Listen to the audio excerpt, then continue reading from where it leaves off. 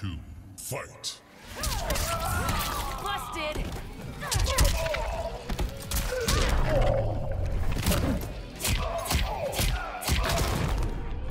Fatality.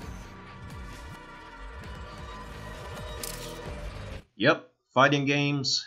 When it comes to fighting games, I'm about to punch out. No pun intended. That's going to be me dangling from the top of the screen, because I'm about to do like the Scorpion player right here and perform a fatality on this entire genre, and I will have no regrets whatsoever. See, this kind of shit right here is the reason I make videos like this. It's like, I'm not going to be positive on something that's blatantly anti-consumer. Tekken 7 Season Pass 4 trailer adds new moves for fighters and online play enhancements. But one thing I guarantee it doesn't add is more single-player content. This game has been out for how long? Since 2017? It's a 3-year-old game, and you guys keep releasing season passes. The original game alone is, what, $60? And then each season pass, I don't even know how much each season pass is because I haven't purchased a single one of them. So let me go here on Steam. So I'm on Steam right now. I'm not logged in, but I'm on Steam right now. And the cost of each season pass minimum is $25. So that's $25 for season pass 1. Season pass 2 is $30. So that's what, $55? Add another $25 on top of that for season pass 3, which is what, $80? Yeah, so that's $80 over the initial price of the game, which brings the total to around $140. Then you have the new season pass that's coming out, right? And the new season pass that's coming out is more likely going to be another $25. So you're looking at a $165 game over time. And this is just one game. What if you play Soul Calibur? What if you play Mortal Kombat? What if you play Injustice and some of these other franchises that are out there? You're looking at hundreds of dollars on this fucking bullshit ass goddamn genre that's just become the worst example of monetization in the modern video game industry. And they keep adding characters to some of these other games too, like Soul Calibur 6. I'm tired of spending money continuously on these fucking fighting games. Most of which I don't even play like that. To continuously have to spend or feel the need to spend money on extra characters that should have been in the game at launch. As I already stated, this is the worst example of monetization when it comes to DLC, season passes, all that shit. Fighting games are the worst. These fighting game companies and the publishers that are behind them, these development studios and the publishers, they want you to continuously spend money on season passes for characters that should have been in the game at launch for all these different fighting games, be it these Dragon Ball fighting games or Mortal Kombat, Injustice, Tekken, Soul Calibur, Dead or Alive. The list goes on and on and on. And then what they'll do is they'll try and be slick and keep characters that were available for free in past entries and then make them DLC for these newer games. And that's been a problem in Mortal Kombat 11 with characters like Shao Kahn and Frost. It's been an issue with Soul Calibur 6 with characters like Tira. Street Fighter 5, that entire game is plagued with that issue, where they had a very small-ass roster and then intended to add the rest of the characters. Capcom intended to add the rest of the characters via DLC that's paid.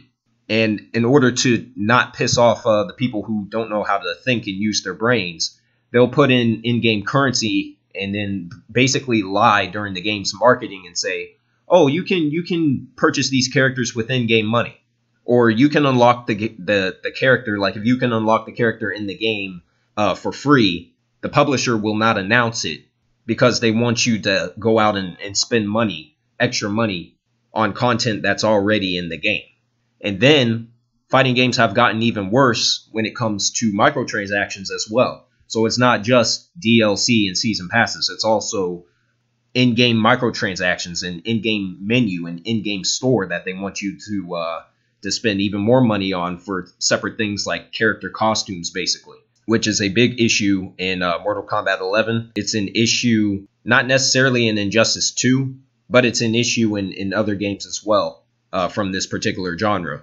And just about every fighting game that comes out now, you have to spend around 3 times as much money as you did on the base game itself in order to get a full complete roster, which is bogus. It's ridiculous.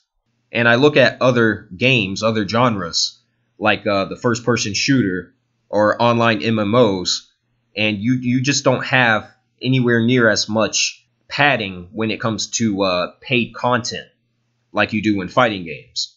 And I just don't know what it is or what the problem is, why these companies feel like they need to basically rip off their audience.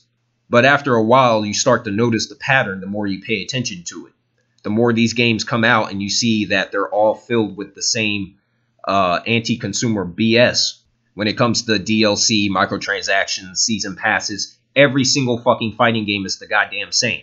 And it's like, I love fighting games. I want to continue supporting fighting games because it's not a genre that's really changed. It's a genre that has basically remained the same. The problem is, because of the modern video game industry, the fact that it's filled with a bunch of greed, a bunch of corporate avarice, fighting games have been affected when it comes to things like microtransactions, DLC, and season passes. And it's not fair to the consumer to expect us to pay a bunch of money continuously every time one of these things comes out in order to get a complete game. It's bullshit.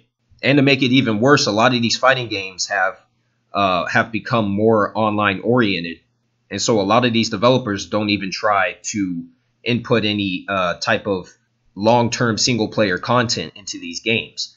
The only developer that has really made a genuine effort at that is NetherRealm Studios, and that's one of the only reasons why I continue to support them, despite the fact that when it comes to Mortal Kombat 11 in particular, you know, I started off really enjoying that game. But over time, I just came to really despise the game for its weak gameplay mechanics, poorly designed characters, and gameplay modes that are designed specifically to piss you off. Right now, the only fighting game I have any remote interest in that I'm sure will be made is the third Injustice game, whatever Injustice 3 will be. Outside of that, I could care less about anything that this genre has to offer for the future.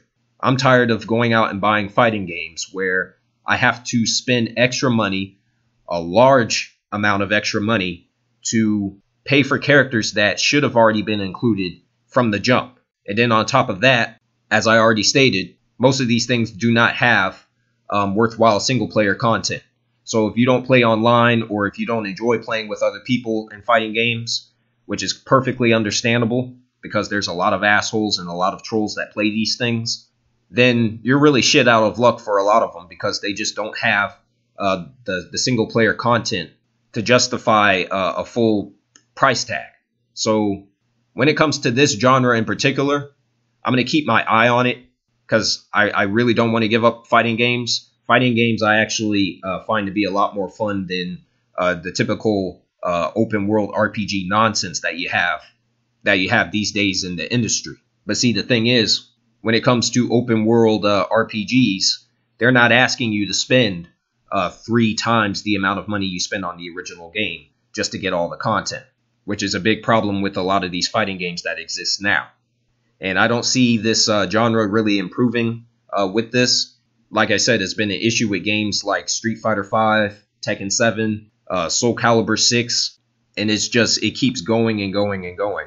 And this genre is not getting any cheaper. Video games in general aren't getting any cheaper. They're becoming more expensive, actually, with publishers now demanding $70 for a new product. And the thing is like, well, yeah, why don't you just wait for a sale? And see, my thing is, I've already waited for a sale with one of these things. I waited over a year to play Mortal Kombat X, and by the time the game actually got a complete edition and I decided to get it, I had lost all interest to play it, simply because I waited over a year to play it. And when I got online, basically all the casual people were gone, so I didn't have the opportunity to really properly learn the game, because the only people that were playing it were the people who've played the game for thousands of matches. So it's unfortunate what this genre has basically devolved into, which is basically just a cash grab, an easy cash grab. And yeah, I'm not going to continue to support it if this is the future of this particular genre. I don't see issues like this to this degree with other genres like third-person shooters, first-person shooters, horror games, open world games. I just don't see monetization that's greedy to this degree. And these publishers like Capcom, publishers like Bandai Namco, publishers like WB Games, they're really ruining this genre. And it's a goddamn shame. Fuck buying numerous amounts of DLC packs of characters that should have already been available from the beginning. Fuck expensive season passes. Fuck spending money on microtransactions for costumes and all that shit. All of it's trash. I'm not going to support it next generation. Plain and simple. Finish her.